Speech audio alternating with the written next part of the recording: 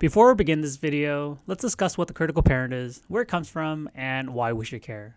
As if MBTI isn't difficult enough to understand, your bottom four function, commonly known as the shadow functions, are just as important to understand than your top four functions. And to quote Carl Jung, father of cognitive function theory himself, Papa CJ said, "Until you make the subconscious conscious, it will direct your life and you will call it fate." And because this video is about introverted thinking, I want everyone to know out there, because it's commonly used in a lot of MBTI videos, that he actually never said that. There's no record of him saying those words, and it's most likely being paraphrased. But it's mentally provocative. It gets the people going. The critical parent is part of the 8-function model of cognitive function theory developed by American psychiatrist John Beebe. It's the 6th cognitive function in a person's function stack, so for an INTJ, it's introverted thinking. Without going into too much details, your 6th function is known as the critical parent, and it's a very fitting name because it's a function where you become overly critical of yourself and those around you. It's a function that you value less compared to your second or top 4 function, and it takes a lot of energy to engage with. However, due to the emphasis that you naturally put on your 6th function, it's actually a function that you're better at using than most people. Even compared to those who have it higher in the function stack compared to you just don't value it as highly as they do, and it's rarely seen. The last thing you need to understand about the critical parent is that it has a lot of influence over your self-esteem, and it's something that you tend to project onto most people that you engage with. But because you're so critical of it within yourself, you unknowingly become a master at it. It's like a hidden superpower that only comes out when your back is against the wall. You had it the entire time, you just didn't know it. Introverted thinking as a critical parent for an INTJ is the reason why we're known as intellectuals compared to INFJs that have the same dominant function of introverted intuition. Let's be honest, pure introverted intuition is nowhere near the definition of the word intellectual, and more along the lines of a reliable imagination. We know something is going to happen without being able to explain it thoroughly, so it's hocus pocus to the rest of the world. But according to the function stack, INFJs have introverted thinking higher in the function stack, so they should be more intellectual than INTJs. And following this logic, INTJs should be seen as more philosophical compared to INFJs because of the higher placement of introverted feeling. But that's not the reality of things. INFJs tend to be seen more philosophical, whereas INTJs tend to be associated with intelligence. I'm not saying that's correct. I'm just saying that's a stereotype. In regards to comparison against ENTJs, critical TI is the reason why INTJs tend to be more trustworthy with data than ENTJs. ENTJs are the closest relative to an INTJ because our functions are almost identical in placement order. We're more similar than we're different. But there's a difference in depth of understanding that INTJs require compared to ENTJs. In a nutshell, the same research is happening, but the depth of understanding is different. INTJs tend to be more thorough naturally, whereas ENTJs tend to only be as thorough when they need to be. Critical TI can also possibly explain the kinship and respect between the INTJ and INTP. It might be one of the primary reasons why the best way to find an INTJ is to first find an INTP. That hasn't been scientifically proven, but every INTP I know has an INTJ friend. It's because TI is the INTP's dominant function, and NI is the INTJ's dominant function, and NI is the critical parent for an INTP. So the common sense for each person in this pairing is the function that each person is most critical of in themselves. And it's hella nerdy if you think about it, because what we're most critical about is just data and accuracy of data. The final comparison I want to make in this video is between the INTJ and ISTJ, because we both have TI as our critical parent. It's the reason why it's difficult to tell an INTJ and ISTJ apart at work, because we value the same kind of logic and we're disgusted by similar traits.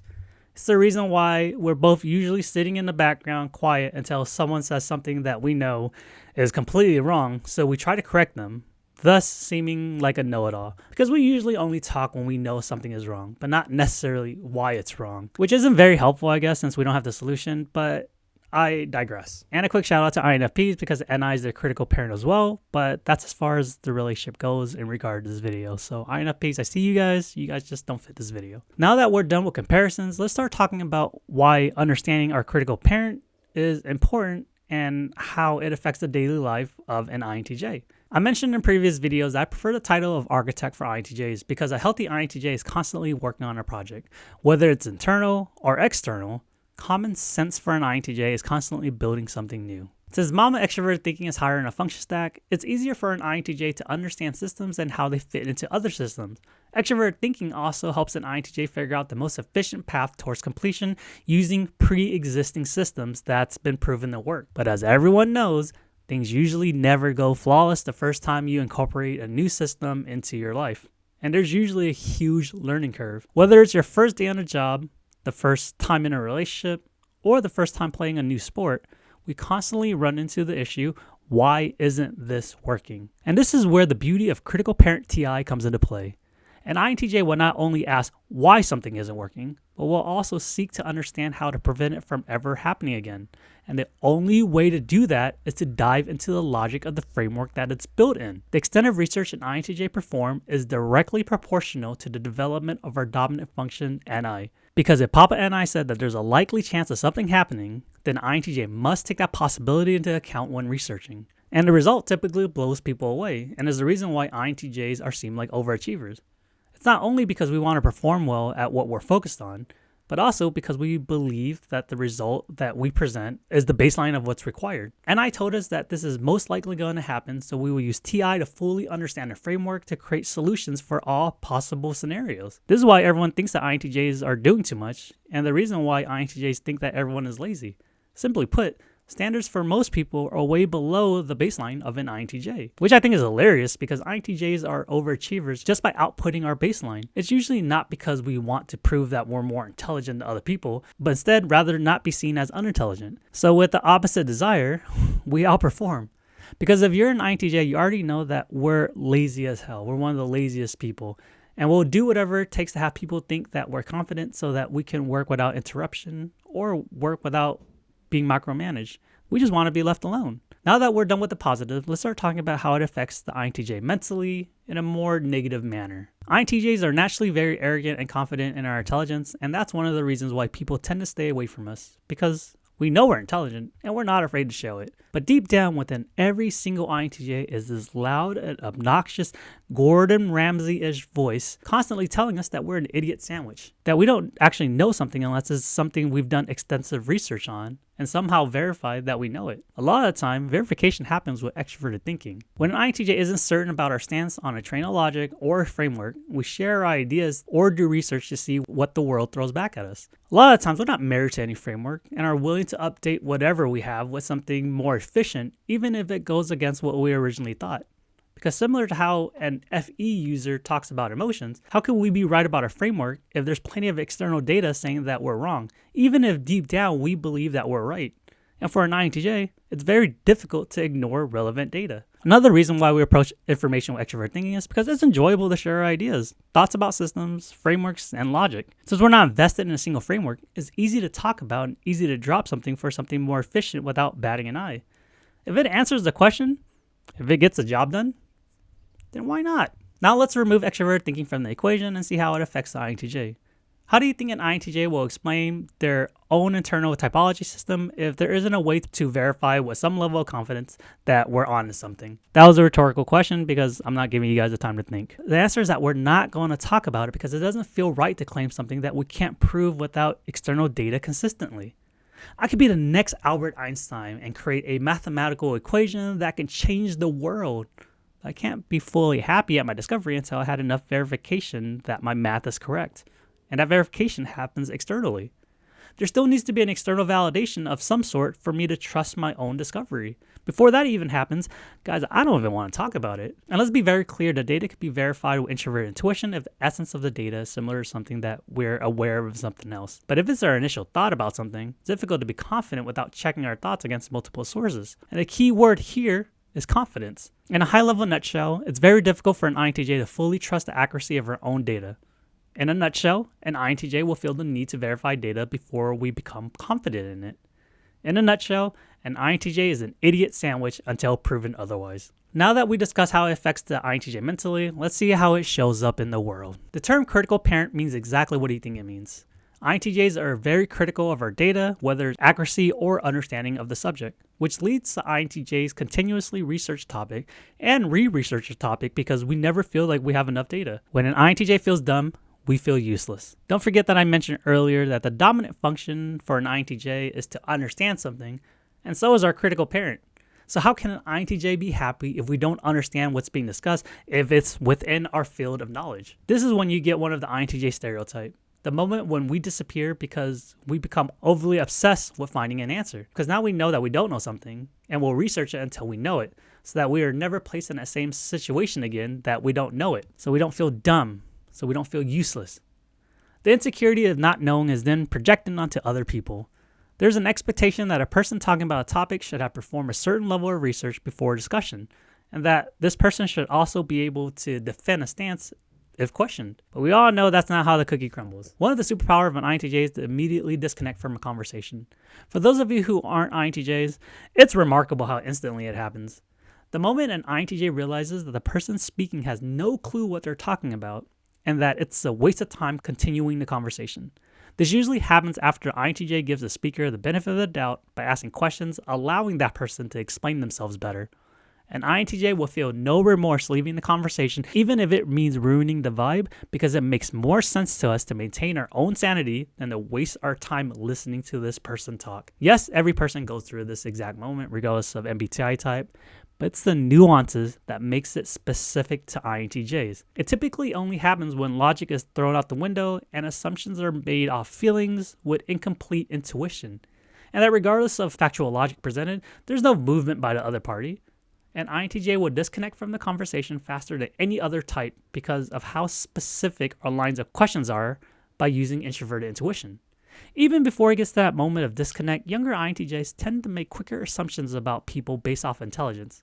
And if you don't believe me, check out the entire internet. INTJs post all over the internet asking why people are so dumb and why people don't enjoy intellectual conversations. Primary difference between a younger INTJ compared to a seasoned INTJ is that the seasoned INTJ tend to give people more benefit of the doubt and more opportunities to show their intelligence. We're also aware that intelligence isn't only mental and can bleed into other qualities of life that a person has. The accuracy of data is very important to an INTJ because being intelligent is something that we're proud of.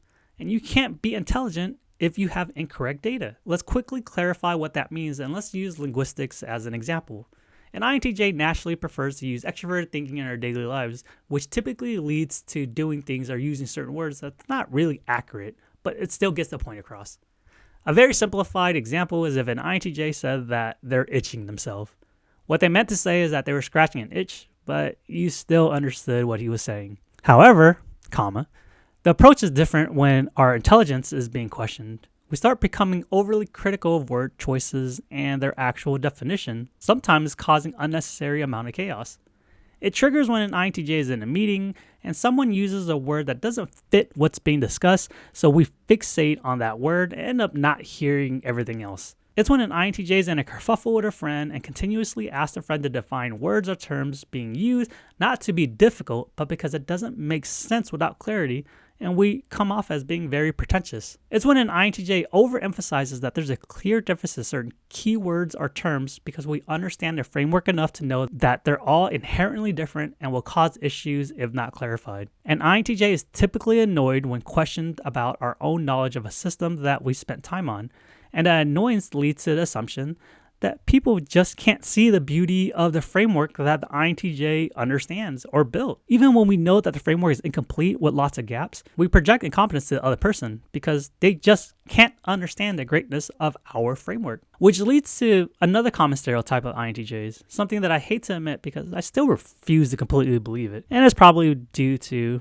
Critical Parent TI. But it's when people complain that INTJs can't admit that we're wrong. It's when someone says that an INTJ doesn't understand the punchline of a joke, but you didn't understand it because you believe that the joke was told incorrectly. It's when someone complains about the INTJ not fully listening, but you misinterpreted what was said because you took it literally. It's when someone says that the INTJ doesn't understand the complexity of a topic, but there's no way to interpret it any other way based off of how the information was presented. In a normal situation, an INTJ wouldn't care about being right unless the question is about ethics, because if it's about ethics, Auntie FI has a thing or two to say. When critical TI is involved, we are adamant that we're right and that everyone in the world must be wrong. Even when the whole world looks at us with disgust, we will die on a hill for this tiny moment of TI. To wrap up this video, Critical Parent TI for an INTJ affects our lives more than we're naturally aware of. It helps determine the friends that we're naturally drawn to. It helps us achieve things that other types tend to struggle in. It causes us to constantly improve from the fear of looking unintelligent, and it leads to many stereotypes of INTJs that may or may not have validity. Hate it or love it, INTJs truly are the definition of the underdogs on top. Because when the world tells us that we're wrong, we either figure out how we're wrong so that it never happens again, or we're too stubborn to admit it and still achieve with incorrect information. Critical Parent TI for an INTJ makes us look both intelligent and like a jackass. But at the end of the day, people won't question our intelligence because of how much effort we put into it. And that's all for this video, folks. It's really funny how I arrived to the idea of this video because I was actually talking to an ENTJ friend of mine, and for some reason I thought, why do I sound more intelligent than you? My ENTJ friend is one of the most intelligent person I know, and I don't question his intelligence. It's just when we speak sometimes, it's like, dude, did you do your research? And I tried chalking it up to the top 4 functions in the INTJ ENTJ function stack, saying that it was because he SE'd more. He took a more lackadaisical approach, and as an NI-DOM, it's easier for me to look at data. But then I started looking at my INFJ friend, and the amount of data that they get into, it's not as intensive as the data that I look at. As with everything, when faced with a setback, you need to challenge your assumptions. So I started looking at the shadow function, and honestly, the more I research about shadow introverted thinking, the more I'm like, that makes a lot of sense. But anyways, thanks for watching this video. I really do appreciate it. Thank you, everyone. Happy holidays. Bye.